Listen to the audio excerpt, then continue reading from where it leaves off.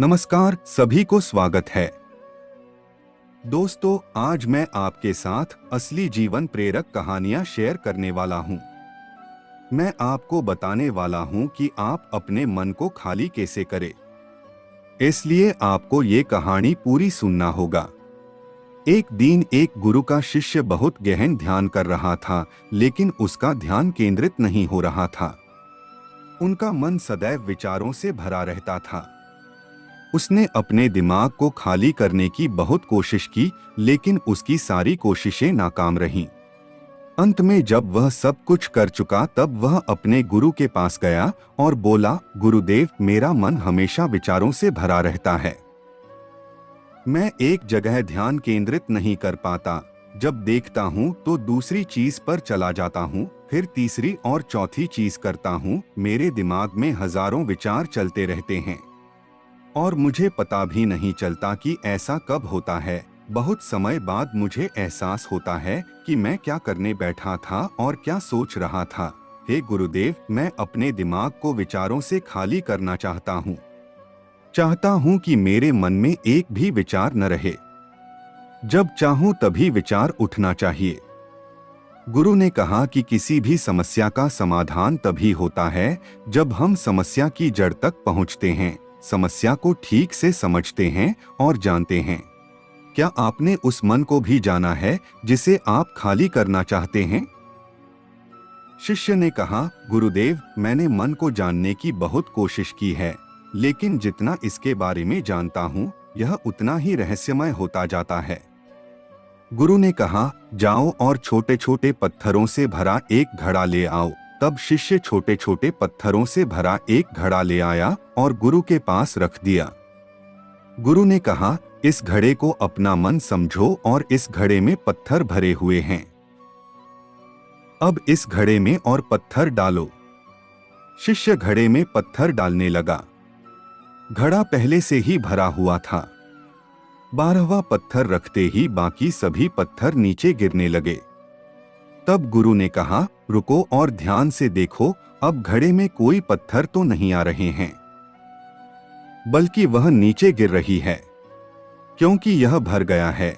इसमें जो भी आ सकता था वह आ गया। अब और पत्थर नहीं आएंगे। यदि आप दूसरा पत्थर लगाना चाहते हैं तो पहले पत्थरों को बाहर निकालना होगा।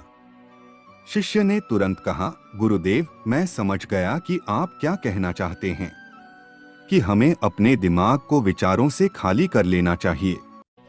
गुरु मुस्कुराए और गुरु ने कहा, पहले पूरी बात समझो और फिर दिमाग को खाली करो। गुरु ने कहा कि हमारा मन इस घड़े के बिल्कुल विपरीत है। तुम घड़े को पत्थरों से तो भर सकते हो, लेकिन मन को विचारों से नहीं भर पाओगे। मन हमेशा खाली रहता है। शिष्य ने कहा, गुरुदेव, मुझे कुछ समझ नहीं आ रहा है। अगर दिमाग हमेशा खाली रहता है तो हम उसे खाली करने की कोशिश क्यों करते रहते हैं? इसकी क्या जरूरत है? गुरु ने कहा, इस घड़े से एक एक करके सारे पत्थर निकालो।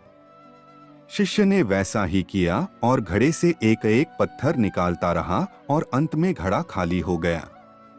गुरु ने कहा, देखो, तुमने एक एक पत्थर निकाला। यह घड़ा खाली हो गया है। अब आप इस घड़े में कोई भी पत्थर डाल सकते हैं, दूसरा पत्थर डाल सकते हैं, या फिर वही पत्थर दोबारा डाल सकते हैं। आप इसे आधा भर सकते हैं या फिर पूरा भर सकते हैं। शिष्य ने कहा, गुरुदेव, मैं भी ऐसा ही हूं। मैं बता रहा हूं। मन को खाली करना है। ये तो पत्थर हैं, इन्हें आसानी से निकाला जा सकता है और घड़ा खाली किया जा सकता है, लेकिन मैं अपने मन को कैसे खाली करूं? गुरु ने कहा, इस खाली घड़े में एक पत्थर डालो और 2 पत्थर निकाल लो। शिष्य ने यह कहा, ऐसा कैसे हो सकता है कि जब इस घड़े में एक पत्थर होगा तो एक ही पत्थर निकलेगा, फिर 2 पत्थर कैसे निकल सकते हैं? गुरु ने कहा, चलो ऐसा करो, इस घड़े में 2 पत्थर डालो और 4 पत्थर निकाल लो। शिष्य ने कहा, गुरुदेव, यह कैसे संभव हो सकता है? ये कोई चमत्कारी बर्तन नहीं है कि 1 डालो तो 2 निकालो, 2 डालो तो 4। गुरु ने कहा, यह घड़ा चमत्कारी नहीं है, लेकिन तुम्हारा घड़ा यानी तुम्हारा मन चमत्कारी है। यदि आप इसमें एक विचार निकालेंगे तो इसके पीछे दो विचार होंगे। जब आप उन दो विचारों को पकड़ते हैं तो उनके पीछे चार विचार उभर आते हैं और वह खाली नहीं रहता। यह मन का भ्रम है कि सब कुछ है लेकिन कुछ भी नहीं है। शिष्य ने कहा, गुरुदेव, आप जो कह रहे हैं वह मैं समझ गया, लेकिन क्या मैं हमेशा अपने विचारों के जाल में फंसा रहूंगा? क्या मन के भ्रम से बाहर निकलने का कोई रास्ता है? बिल्कुल नहीं। और जब आप उन चार विचारों को पकड़ते हैं तो उनके पीछे 16 विचार उभरते हैं और ऐसा करने से विचारों की एक लंबी श्रृंखला बन जाती है और आप कहीं नहीं रुकते, एक के बाद दूसरे विचार को पकड़ते चले जाते हैं। यह मिट्टी का घड़ा पत्थरों के घड़े के समान है। भरा रहेगा लेकिन आपका मन कभी नहीं भरता, वह हमेशा खाली ही रहता है। हमारा दिमाग भी एक विचार के बाद हमारे लिए हजारों विकल्प खोल देता है और हम एक मुख्य विचार को छोड़कर उन हजारों विकल्पों में फंस जाते हैं।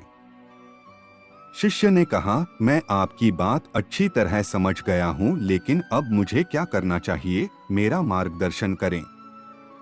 गुरु ने कहा, मन के जाल में मत उलझो, मन को खाली करने की कोशिश मत करो, अपना ध्यान इकट्ठा करो, एकाग्रता लाओ, जो भी कर रहे हो उसे अंतिम मानकर करो। ऐसे करो कि बाद में इसमें आपको कुछ भी करने की जरूरत नहीं है। और जब आप किसी दूसरे विचार पर काम करते हैं तो बस उसी पर काम करें, कोई दूसरा विचार नहीं। मन के भ्रम से बाहर निकलना इतना आसान नहीं है, लेकिन अभ्यास सब कुछ कर सकता है। शिष्य ने कहा, गुरुदेव, मैं भी ऐसा ही करूंगा। यह समझाने के लिए आपका बहुत बहुत धन्यवाद। हम सभी अपने दिमाग को खाली करने की कोशिश करते हैं, मन में उठते बैठते विचारों से परेशान रहते हैं।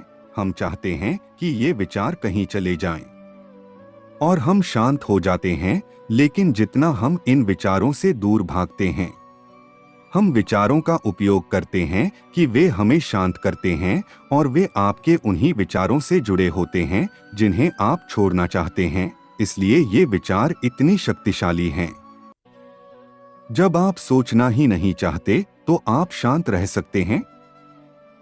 यह तभी संभव है जब आप शांत रहने की कोशिश करना बंद कर दें और अपनी समस्या को हल करने पर ध्यान दें, ध्यान केंद्रित करें और समझें कि चिंता करने से नहीं बल्कि सोचने से समाधान मिलता है। गुरु ने कहा, इस मिट्टी के बर्तन को पत्थरों से आधा भर दो। शिष्य ने वैसा ही किया। फिर गुरु ने कहा, अब इन पत्थरों में से एक पत्थर चुन लो और उस पत्थर की एक छोटी सी मूर्ति बनाकर मुझे दे दो। मैं जानता हूं कि तुम एक अच्छे कलाकार हो। जब शिष्य ने 11वां पत्थर निकाला और उस पत्थर को तराशना शुरू किया तो उसे एहसास हुआ कि यह पत्थर अच्छा नहीं है। तो उसने घड़े से दूसरा पत्थर निकाला, उसे वह पत्थर भी पसंद नहीं आया। फिर उसने तीसरा पत्थर निकाला, उसका रंग उसे पसंद नहीं आया। फिर उसने चौथा पत्थर निकाला, लेकिन उसे इस पत्थर में एक दोष निकला। इस प्रकार उसने लगभग सभी पत्थर बाहर फेंक दिए। उसे ऐसा करते देख गुरु ने कहा, वह पत्थर जो तुमने पहली बार निकाला था, यह समझकर उसी पत्थर की खोज करो कि तुम्हारे पास कोई दूसरा पत्थर नहीं है। तब शिष्य ने उस पत्थर को ही खोजना शुरू कर दिया और उस पत्थर से उसने अपने गुरु की एक बहुत ही सुंदर मूर्ति बनाई और अपने गुरु को भेंट की और कहा, बहुत सुंदर, इस पत्थर से मूर्ति बनाई जा सकती है। मैं इसका विचार भी नहीं कर सकता था। गुरु ने कहा कि जब कोई दूसरा विकल्प नहीं है तो हम अपनी सारी ऊर्जा उसमें लगा देते हैं और उसे सर्वश्रेष्ठ बनाते हैं। जब कोई दूसरा विकल्प है तो हम सिर्फ पत्थर चुनते रहते हैं। मान लीजिए कि मूर्ति नहीं बनाई गई है। दोस्तों, आज की यह कहानी आपको कैसी लगी और इस कहानी से आपको और क्या सीखने को मिला? कृपया यह भी हमें कमेंट करके बताएं। साथ ही अगर आपको ये कहानी पसंद आई और ये आपके लिए उपयोगी लगी तो इसे अपने दोस्तों के साथ जरूर शेयर करें।